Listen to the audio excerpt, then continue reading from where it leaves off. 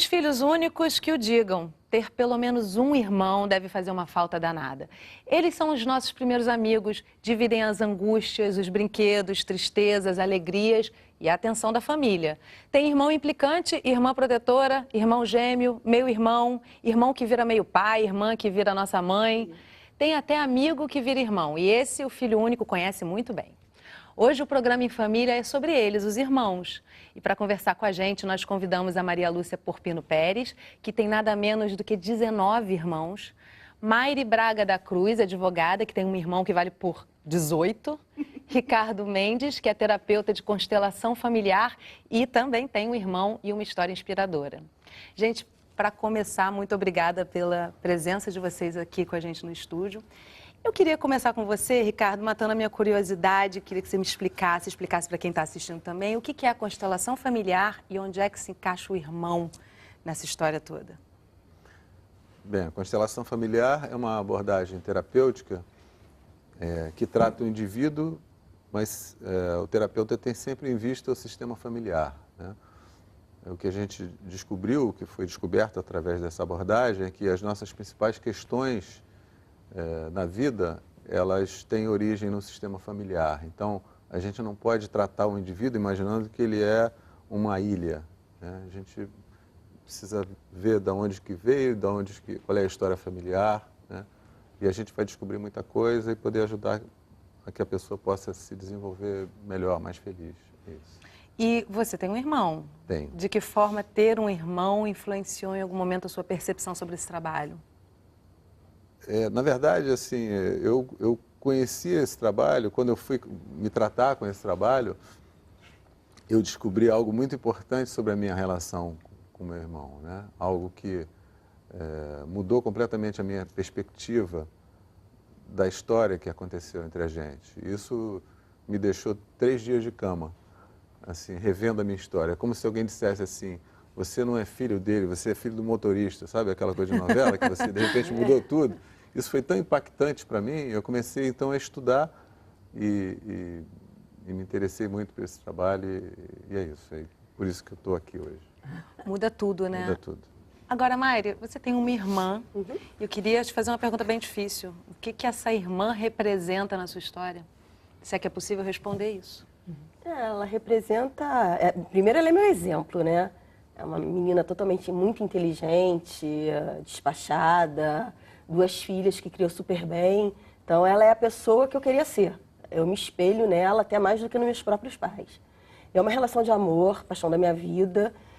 E minha conselheira, apesar da nossa diferença de idade ser mínima, só 1 ano e 9 meses, ela é mais velha, mas ela é minha conselheira. Desde muito pequena, eu sempre corro para ela com as minhas dúvidas, minhas angústias.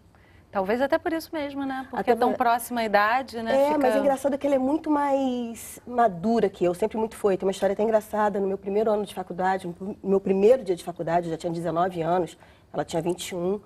Na véspera da IPT, que eu não ia conseguir chegar no local, que eu ia me perder, enfim. Ela foi comigo, achou minha sala, me botou sentada na primeira carteira, esperou o professor chegar. Quando começou a aula, ela se despediu. Ou seja, não foi um primeiro dia de aula, foi um primeiro dia de jardim de infância, né? Então, ela sempre foi assim, muito mãezona. Mesmo pertinho, assim, tem até uma representação meio mãe ali, né, Ricardo? Agora, curiosidade máxima, né, Lúcia? Você com 19 irmãos, várias gerações na mesma família, né? Porque com 19 são vários anos, idades próximas. Onde é que você entra nessa constelação toda? Eu sou a segunda, né? Então, eu tive muita relação com a minha irmã mais velha, porque o terceiro já era homem, então o negócio ficava mais assim. Então nós somos muito unidos, aliás, todos nós, graças a Deus, eram muito unidos, muito difícil, né, o temperamento de cada um, mas a minha mãe era assim, não podia brigar com o outro, qualquer discussão tinha que se abraçar e beijar. Devia ser um esqueminha meio noviça rebelde essa casa. Tinha que ser. Que é uma tropa, não, né? Pois é, mas a educação tinha que começar por aí, porque muita gente, todo ano era um bebê, todo ano nascia um neném, todo ano nascia um neném.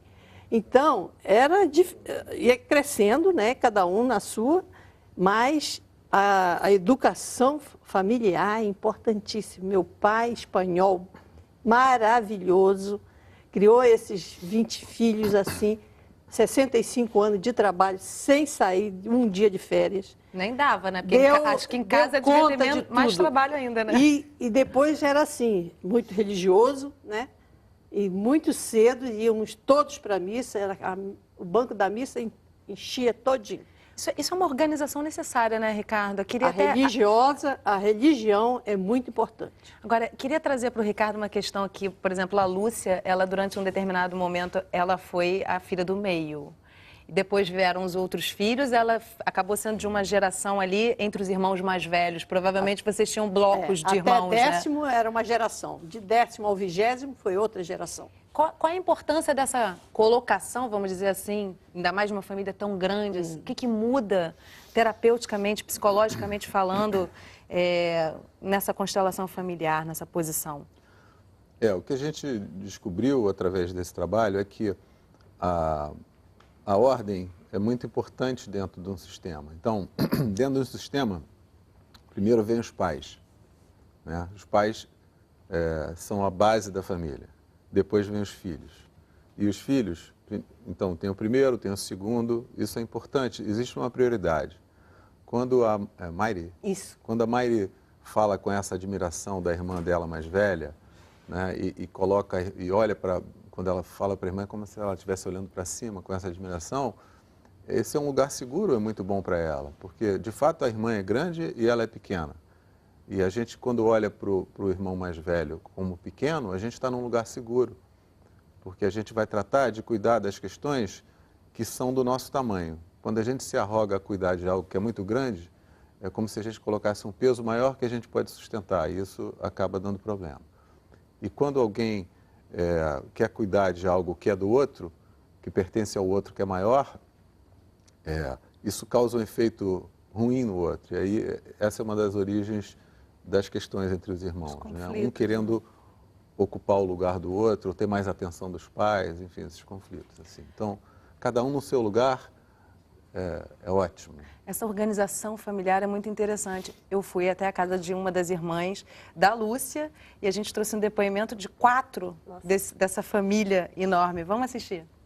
A gente era um pouco mãe deles mesmo, né? Dos menores. Meu pai fazia questão de que minha mãe tivesse o resguardo, então ele pegava o neném e dava para uma filha, primeiro que passasse por perto. Então nós sempre tomamos conta de criança, sempre. E depois, quando crescer, uma tomava conta da higiene, a outra da escola e o outro. Então nós sempre fomos muito responsáveis com os irmãos. Com os irmãos. Ficou uma divisão, vamos dizer, né? Até o número 6, essa aqui foi uma geração, ela, por exemplo. Eu, número 7 para baixo, eu fiquei espremida entre 2 gerações. E aí os menores já vieram com as novidades, todas as novidades do mundo presente, lógico, né? Camisinha não tinha, mas pílula e biquíni e essas coisas todas, então houve essa coisa. Aí um dia eu me lembro que eu fui conversar com a Helena, eu tinha muita ligação com a Helena, essa que mora na França, falar assim sobre sexo, aquele outro, eu digo, olha, eu vou me coisar e vou falar com ela, porque essas meninas estão aí no mundo, nessas coisas novas que a gente nem sabe bem o que é. Aí ela, quando eu comecei a falar, ela falou, Rita, pelo amor de Deus, eu já sei isso há muito tempo, e eu quase caí de 4, né? Da gente ficar pensando que aquela coisinha, aquelas mocinhas que estavam começando a vida, né? Ainda eram tão inocentes e tudo mais, mas na verdade não eram assim. E aí, Lúcia? Beijo, Lúcia! Aí, sucesso, hein?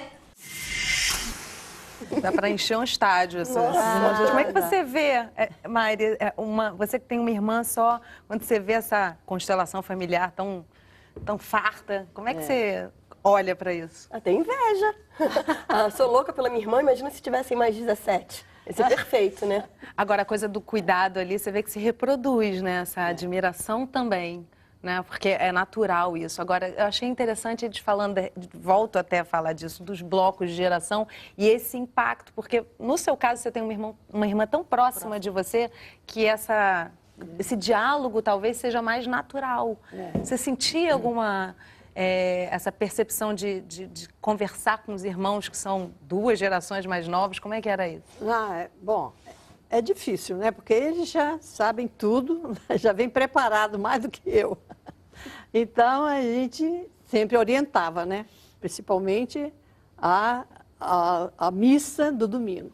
Para mim, como meu pai me criou, a criação que o papai me deu, eu dava para eles, né? Porque nós morávamos quase sozinhos aqui no Rio, em Niterói, e o papai e a mamãe ficavam em Belém, né? Porque nós viemos passar umas férias e aqui ficamos, já estamos 54 anos. Então, eu fui a responsável, porque a mais velha tinha casado, de ficar com todos, né? E então, eu era responsável por eles todos. Então, eu tinha aquela educação, e o papai sabia que a educação que ele tinha me dado, eu ia passar a todos eles, né? Agora, deixa eu perguntar uma coisa para Posso você, fazer um Ricardo. comentário aqui? Por favor. Então, você vê que interessante, né? Ela recebeu uma incumbência, uma responsabilidade, uma missão dos pais. Ela não se casou, ela nunca se casou.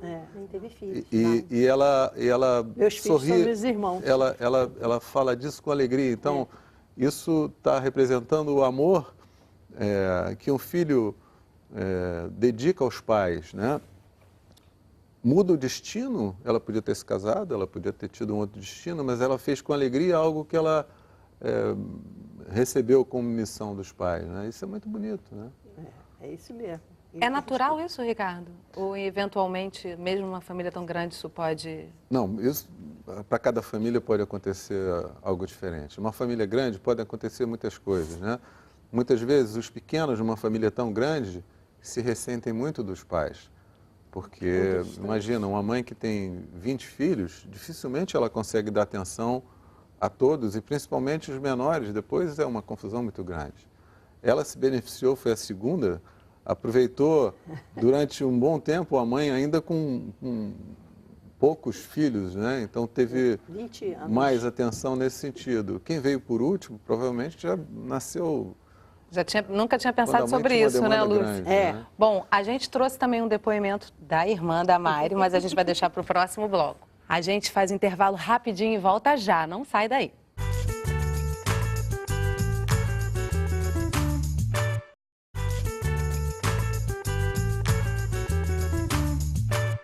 Estamos de volta conversando sobre irmãos. Comigo no estúdio o Ricardo, a Lúcia e a Maire. E conforme o prometido, vamos ouvir o depoimento da irmã da Maire, a Mayra. Isso. A gente sempre foi meio oposto. Eu sempre fui magrinha, ela sempre foi gordinha. Ela era bonita, eu era inteligente. Só que, na realidade, isso era só estereótipo, não era por fora. Por dentro, a gente é tudo parecido. A maior falha da minha irmã, assim, que ele é um prego, é que o GPS interno dela veio com defeito, né? Tem jeito, ela não tem o menor senso de localização espacial. Em compensação, o senso dela de compras é apuradíssimo. Ela não pode ver nada que ela quer comprar. Por exemplo, em Amsterdã a gente foi, ela cismou com a tal de uma bolsa. Minha mãe estava com a gente, já cansada. A gente botou a velhinha sentada num banco gelado, ainda era sol. Rodamos um bocado, a temperatura caiu. Minha mãe quase virou um picolé e ainda ficou mareada. Porque do lado dela, em Amsterdã, sentaram todos os maconheiros e resolveram fumar do lado da mamãe. Coitada do bichinho, quando a gente chegou sem bolsa, porque a outra tinha desistido da bolsa, a minha mãe estava quase morta. A gente, na realidade, tem muito coleciona mais história engraçada do que história triste. Apesar da vida de todo mundo ter problema, os problemas a gente vai jogando pro alto. E uma vai contando para a outra e acaba uma achando a parte ridícula do problema e rindo disso. A minha irmã é uma pessoa plena de virtudes, mas a maior dela é que ela tem um coração do tamanho de um bonde. Ela ama muito e ela é disponível para as pessoas com quem ela ama. E ela perdoa. Eu não sei fazer isso. Ela perdoa facilmente as pessoas. Ela é maravilhosa. Isso é muito bonito de se ver.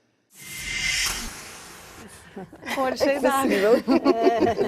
Eu fico até arrepiada, porque assim, é uma intimidade para se falar de fragilidade de uma forma doce, né? Não preciso nem te perguntar como é que você está se sentindo ouvindo, você está chorando, mas é engraçado assim, porque é lindo, né? eu sou muito mais falante que ela. Então, assim, eu demonstro muito mais o meu amor. Eu falo mais do meu amor do que ela. Então, de repente, ter um depoimento onde ela diz os meus defeitos e as minhas qualidades e demonstra que me admira, é bom de ouvir, né? Porque são defeitos que absolutamente não interferem em nada nesse amor que ela tem por você. Isso é muito fundamental na relação entre irmãos, né? Também tem uma coisa, talvez, de que você até fala mal do seu irmão com a sua mãe e tal, mas ai de alguém se falar mal. Nossa, como da é que morte. essa relação é tão profunda assim, que é construída, Ricardo, ao longo da vida? No que isso pesa na personalidade? Varia muito, né, de situação para situação. Existe entre os irmãos o que eu chamo de uma contabilidade emocional, né? Os filhos têm um amor maior dentro de um sistema. Então, muitas vezes, quando eles se aborrecem com os pais, quando eles se frustram com os pais por alguma razão, o amor deles é tão grande pelos pais que eles não conseguem expressar a raiva para os pais. Então, eles expressam para quem está mais próximo, que são os irmãos. Então, eles transferem essa necessidade, esse sentimento de raiva para os irmãos. Isso pode atrapalhar. E, às vezes, ao contrário, né?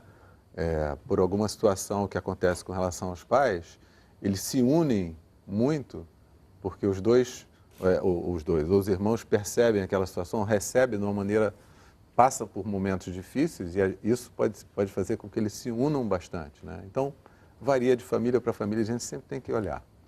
Não tem uma regra. Pensando na sua família, Lúcia, eu imagino que você não só tenha todos os tipos de personalidade aí entre os seus irmãos, quanto todos os tipos de história.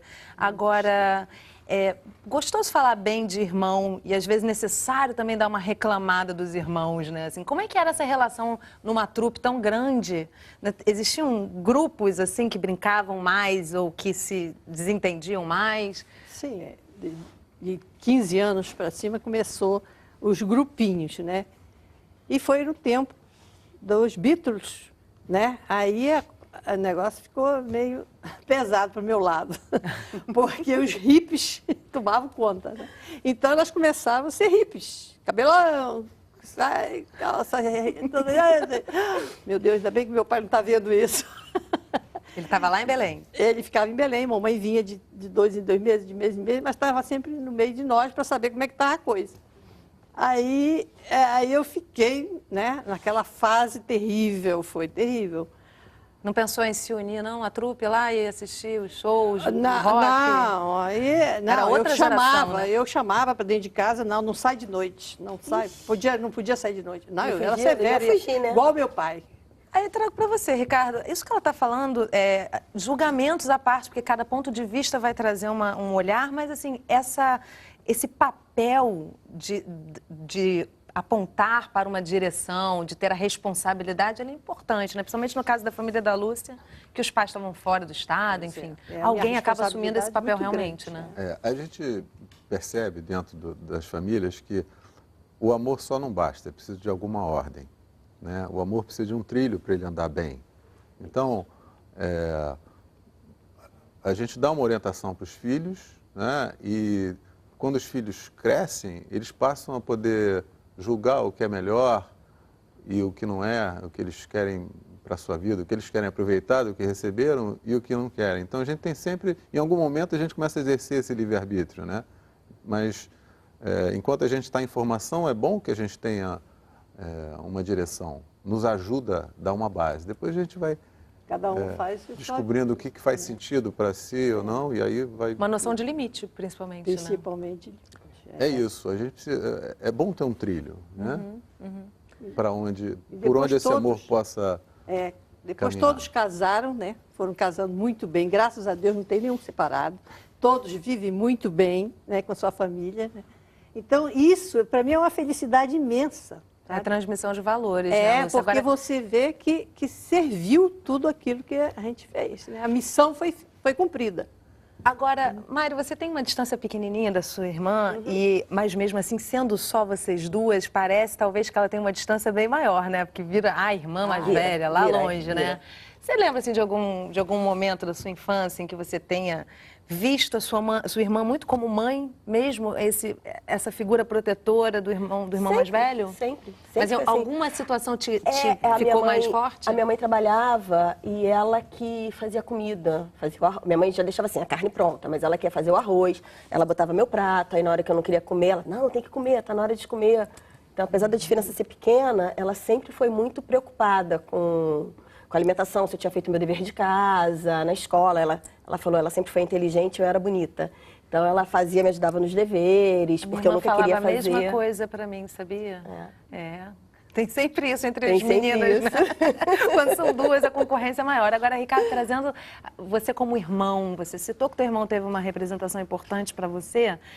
Eu te pergunto o seguinte, a relação entre irmãos pode ser maravilhosa ou não? Em que momento isso é natural ou isso passa pelos pais, de certa forma? Ou os pais não têm absolutamente nada a ver com isso? Eu acho que sempre passa pelos pais em medidas diferentes, né? Mas, como eu te falei, tem essa contabilidade emocional que envolve os irmãos e os pais. Então, eu vejo, por exemplo, eu atendo às vezes pessoas que vêm, que estão numa situação difícil discutindo herança. Os pais morrem e aí os irmãos recebem uma herança e têm que discutir uma herança. Uma discussão prática, né? Deveria ser uma discussão prática, mas na verdade não é o que acontece. Porque quando os pais morrem, a discussão da herança é a última oportunidade para que essa contabilidade emocional seja fechada dentro de cada um. E o que acontece é que às vezes vem alguém procurar e dizendo assim, nossa, meu irmão quer ficar com tudo, ou quer ficar com mais do que os outros. Eu nunca imaginei que ele fosse mau caráter. Na verdade, não é que o irmão seja mau caráter, mas o que acontece é quando um irmão sente que recebeu dos pais menos do que os outros, isso acontece muito com os irmãos mais velhos, no sentido que o irmão mais velho era o rei, e aí começa a chegar os outros e a atenção é dividida. Então, se ele sente dessa maneira, que ele perdeu o lugar, ele perdeu a exclusividade, ele fica com um crédito dentro dele, né? Faltou atenção para ele, a atenção teve que ser dividida. O momento da herança, por exemplo, é um momento de acertar essa contabilidade. E aí, nessa hora, não são adultos conversando, são crianças que vêm ali para discutir a atenção dos pais e a atenção, como os pais já morreram, está simbolizada pela herança, pelos bens que deixaram. E aí é uma confusão. Por isso que muita gente vai para a justiça para tentar resolver isso. Aí entrega para um juiz, que é como se fosse a representação paterna, né? Que vai decidir o que é certo e errado, porque eles não conseguem. E em que medida, até a Lúcia trouxe algumas vezes a questão religiosa aqui, eu queria fazer uma colocação a respeito dessa representatividade que a gente tem, seja na área mitológica, seja na questão religiosa, Caim, Abel, vários irmãos que a gente tem aí que acabam virando referência. Em que medida eles também interferem nessa cultura, Ricardo? Essa percepção de referência, né, histórica que existe sobre os irmãos. Quando você vê Caim e Abel, ou quando você vê, tem muitos filmes que tratam dos reis, dos descendentes, e que aí vem um primogênito, o outro mata e tal. Então, a gente está falando de uma ordem que está sendo quebrada. É um irmão que está querendo o lugar do outro, né? É um segundo que não aceita que o primeiro vá tomar a frente, ele quer o lugar do primeiro. Então, ele vai, às vezes, mata o primeiro para tomar aquele lugar, mas isso não dá certo, porque a gente não pode ocupar o lugar do outro. Tudo que a gente faz e quebra essa ordem tem consequências, né? É isso que a gente aprende a partir desse trabalho. Então, é bom a gente ficar no nosso lugar, respeitar, como a Mayre faz, assim, não, minha irmã mais velha é grande, eu sou pequena, esse é um bom lugar. Pode ser 9 meses de diferença, mas... Na realidade, eu acho fantástico ser a caçula. Até entre gêmeos, né? Sim. Um nasceu 20 minutos antes do outro. Tá ótimo, né? Que bom. Mas todo mundo fala que o primogênito tem mais atenção. Na realidade, eu acho que o caçula tem mais atenção.